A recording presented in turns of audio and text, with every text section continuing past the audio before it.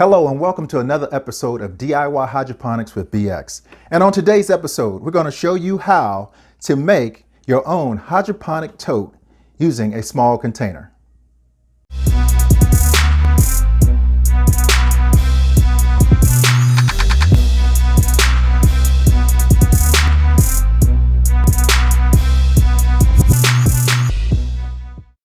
So, first what you need is the following items. You're going to need 2-inch net cups with a wide lip. You're going to need a drill with a hole saw. This is a 2-inch hole saw. You're going to need a marker. You're going to need scissors or a snap-off blade.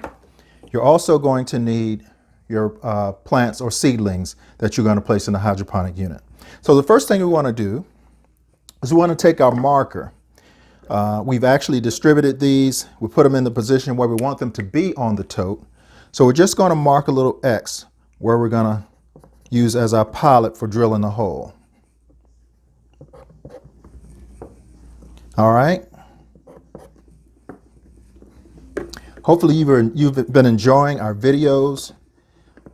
We're just delighted to bring you content showing people how to get started in hydroponic growing, with things that you can actually use around the house. Now, this particular tote I actually purchased from one of the big box stores. It's just a simple 5-gallon container. And what I like about it is it's nice and sturdy. Also, that the bottom is black. You want something that's opaque so that light won't be able to penetrate the bottom part of your container. So I've already marked the holes, and we're going to take our drill. We're going to start it in forward to punch our pilot holes. But once our bit attaches, we're going to actually reverse it out. Okay, so let's start with the first pilot hole. We're going forward.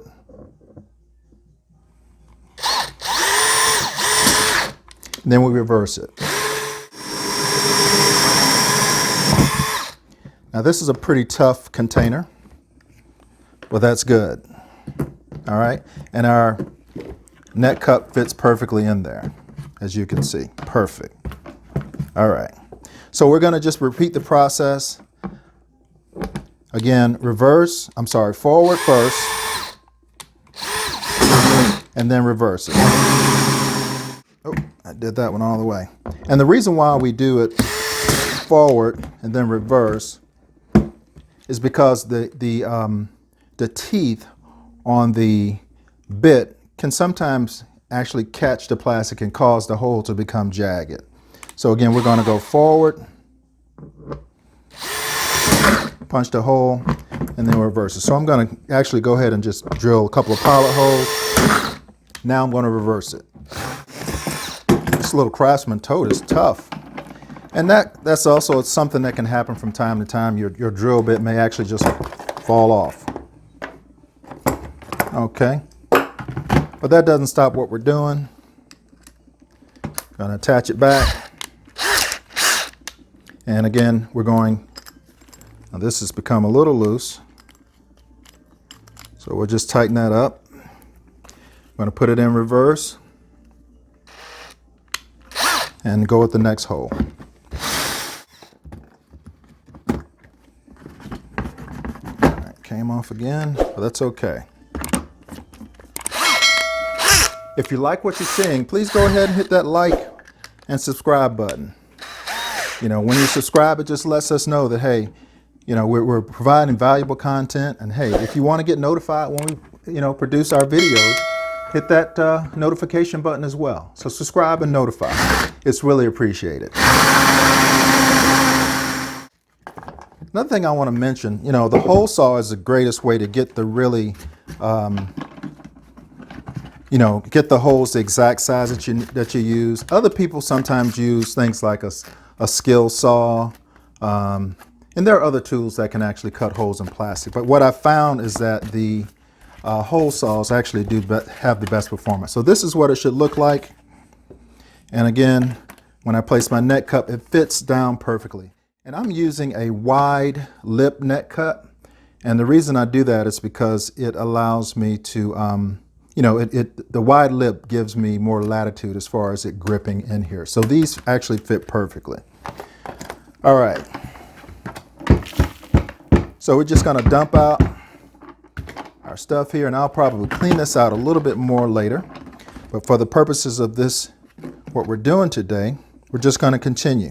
Now the next thing I want to do is I want to take my scissors and I want to cut out the bottom of the net cup. And the reason why we do this is we want our roots to be able to extend through the cup down into the solution. And for the purposes of this video today, I won't be making the nutrient solution, but I will have the instructions for making it in the description and information below. So we want to cut the bottom out. It should look something like that. I've already done a few of them just to save time. There. So what we have here is just seedlings that we've grown. So I've got some sage in here, some kale, green beans, sweet peppers, and also sunflower. Okay. Now this sunflower I'm not going to actually plant in this unit because this sunflower will actually grow, to 4 or 5 feet high with the large flower. So this is not an appropriate unit for that. But these other plants, the basil, the kale, and the peppers will do great in the system. So let's start with, now these plants are at least 3 to 4 weeks old. All right. So we're going to start with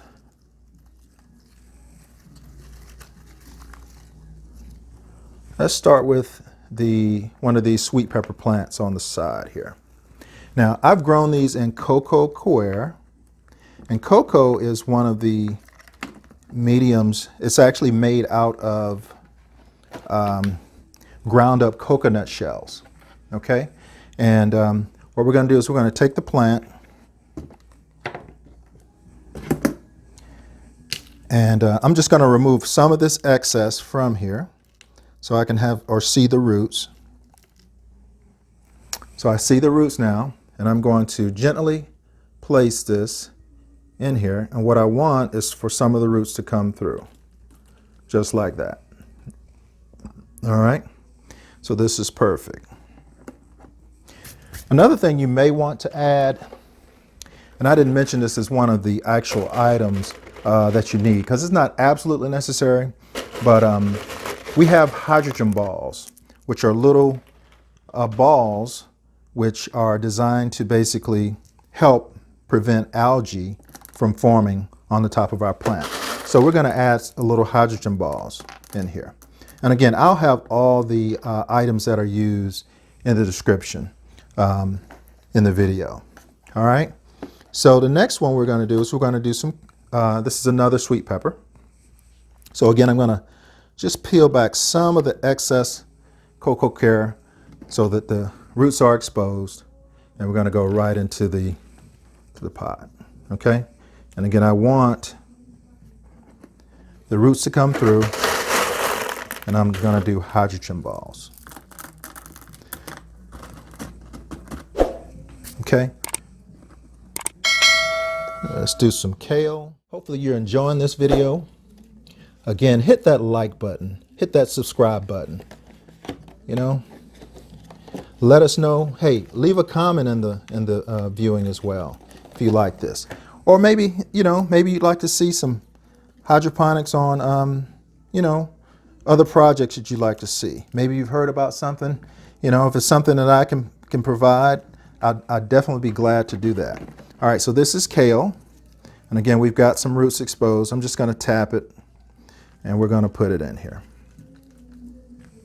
Okay. And a little hydrogen on top. Now cocoa coir, it kind of has the texture of soil, but it's actually not soil. It's a great growing medium. It maintains a lot of moisture, and plants actually love it. Okay. All right, so we got our kale, a couple of peppers. Let's do some basil. Okay. And this basil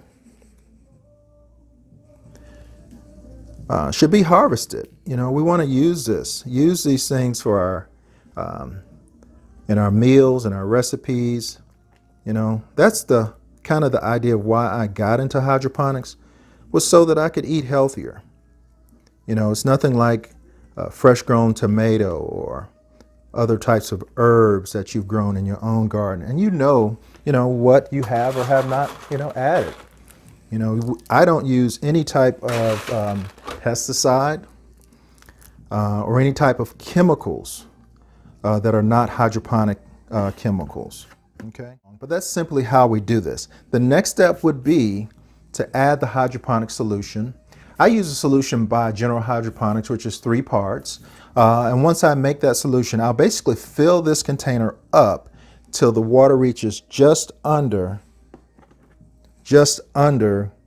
the cups on the inside. And the best way to do that is leave a hole open.